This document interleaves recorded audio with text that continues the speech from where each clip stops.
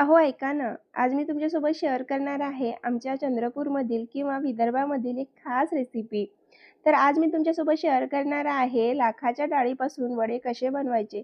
हे वडे ना एकतर सणासुदीला बनवले जातात, पण हे वडे चवीला अप्रतिम असतात. तुम्हाला जर स्नॅक्स म्हणून बनवायचे असेल ना, तर तुम्ही ही रेसिपी नक्की ट्राय करा आणि जे चंद्रपूर किंवा विदर्भातील असेल त्यांना तर ही रेसिपी माहितीच असेल. तरी एकदा जर हा व्हिडिओ आवडला असेल तर व्हिडिओ नक्की बघा. व्हिडिओला एक लाईक करायला विसरू नका. तर बघा सगळ्यात आधी इथे मी लाखेची डाळ घेतलेली आहे. तर 1 वाटी इतकी लाखेची डाळ घेतलेली आहे.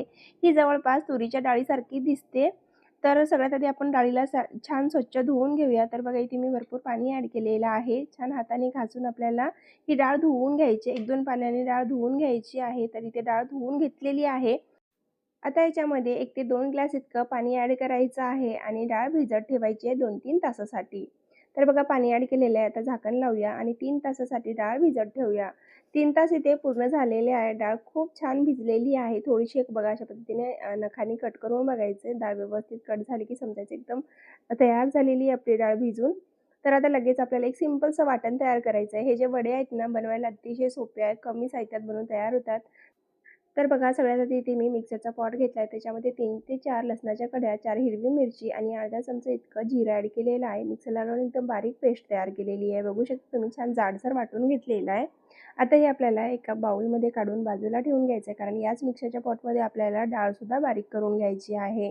तर मी जे वाटण आहे तो काढून घेतलेला आहे. आता याच्यामध्ये आपल्याला डाळ बारीक करून घ्यायची आहे.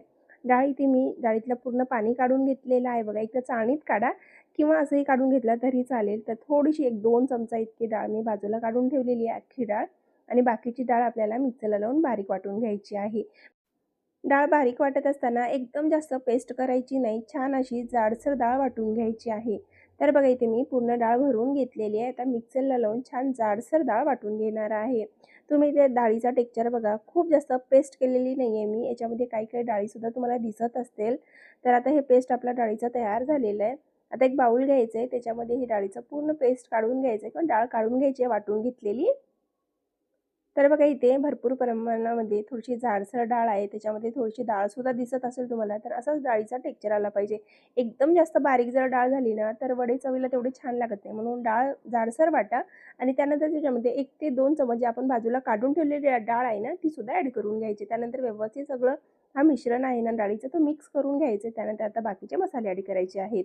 जो आपण वाटून घेतलेला आहे मिरची, लसूण आणि जिरेचा तो ॲड केलेला आहे. त्यानंतर त्याच्यामध्ये भरपूर सारं बारीक चिरून घेतलेलं कढीपत्ता ॲड करायचं आहे. 1 चमचा मिरची पावडर, पाव चमचा हळद. इथे तुम्ही हळद स्किप केली तरी चालेल, पण मी ते एकदम कमी प्रमाणामध्ये हळद ॲड केलेली आहे. त्यानंतर अर्धा चमचा चवीपुरतं मीठ ॲड करायचं आहे. अर्धी वाटी इतकी बारीक चिरलेली कोथिंबीर ॲड करायची आहे. 2 चमचा पांढरे तीळ ॲड करायचे आहेत आणि अर्धा चमचा इतकं ओवा ॲड करायचं आहे. ते पण हाताने क्रश करून ॲड करायचं म्हणजे आपल्या वड्यामध्ये छान फ्लेवर येतो ओव्याचा. आणि आता याच्यामध्ये मी सगळे साहित्य ॲड करून घेतलेले आहेत. आता हे आपल्याला हाताने व्यवस्थित पूर्ण डाळ मिक्स करून घ्यायची आहे. म्हणजे याच्यातले मीठ, मसाले सगळे व्यवस्थित डाळीमध्ये मिक्स होतील. त्यानंतर छान छोटासा पेढा बनवायचा आणि एक वडा बनवून बघायचा व्यवस्थित बनतो की नाही. तर बघा इथे मी एक पेढा घेतला. त्यानंतर हाताने दोन्ही हाताच्या वर ठेवलं आणि अशा पद्धतीने छोटासा वडा बनवून घेतलेला आहे. किती सुंदर, एकही क्रॅक आलेले नाही आहे साईडने. अशा पद्धतीचा वडा आपला बनवून तयार झाला पाहिजे.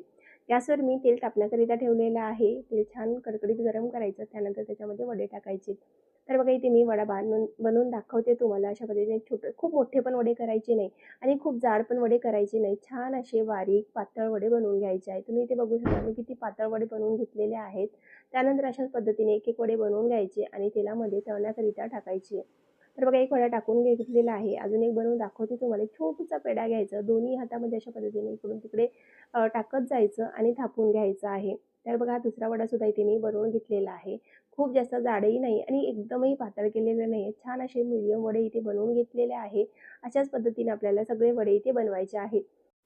तर बघा छान वडे आपले तळून तयार झालेले. काही नाही सिंपल आहे. आलटून-पलटून दोन्ही साईडनं सगळ्यात आधी तर वडे आपण टाकून घ्यायचे. त्यानंतर ऑटोमॅटिक वडे वर येतात. त्यांना पलटवून घ्यायचं. आलटून-पलटून दोन्ही साईडनी छान असा गोल्डन क्रिस्पी होईपर्यंत तळून घ्यायचे. पहिली बॅच तळून तयार झालेली आहे. ही दुसरी बॅच तळून दाखवते तुम्हाला. तर काही नाही सिंपल वडे बनवून घेतले. दोन्ही हातामध्ये घेऊन थापून घ्यायचं. त्यानंतर सगळे वडे आपल्याला तेलामध्ये टाकायचे आहेत. वडे पूर्णपणे वर आल्यानंतर त्यांना पलटवून घ्यायचं आहे. आलटून पलटून दोन्ही साईडने छान क्रिस्पी गोल्डन कलर येईपर्यंत, सोनेरी कलर येईपर्यंत तळून घ्यायचे. तुम्ही इथे बघू शकता किती सुंदर, किती क्रिस्पी कुरकुरीत वडे बनून तयार झालेले आहेत. आमच्या चंद्रपूरमधील ही खास रेसिपी आहे. सणासुदीला तर बनवली जातेच, पण असंही जेव्हा मुलांना किंवा आम्हाला खावंसं वाटतं त्यावेळेला आम्ही हे वडे बनवून खातो. तर बघा आपले वडे इथे दुसरी बॅच, तिसरी बॅच सुद्धा इथे मी बनवून घेतलेली आहे.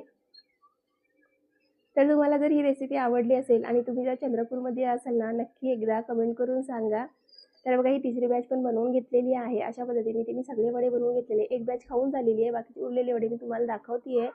थोडेसे मिरच्यासुद्धा इथे तळून घेतलेल्या आहेत. तर तुम्हाला ही रेसिपी कशी वाटली कमेंट करून नक्की सांगा. इथे बघा मी तुम्हाला एक वडा तोडून सुद्धा दाखवणार आहे. किती सुंदर टेक्स्चर आलेलं आहे, किती कुरकुरीत वडे झाले आहेत. तुम्ही एकदा हा आवाज ऐकून बघा आणि बॅकग्राऊंडला जे जास्त आवाज आहे त्याच्यासाठी खूप सॉरी. तर बघा हा वडा मी इथे तुम्हाला तोडून दाखवते. किती कुरकुरीत वडा तयार झालेला आहे. एकदा तुम्ही ही रेसिपी नक्की ट्राय करून बघा आणि जे कोणी विदर्भातले चंद्रपूरमधले आहेत व्हिडिओला लाईक करायला विसरू नका. त्यासोबतच चॅनलला सबस्क्राईब करून घ्या आणि फ्रेंड आणि फॅमिलीसोबत शेअर करायला विसरू नका. Bye bye.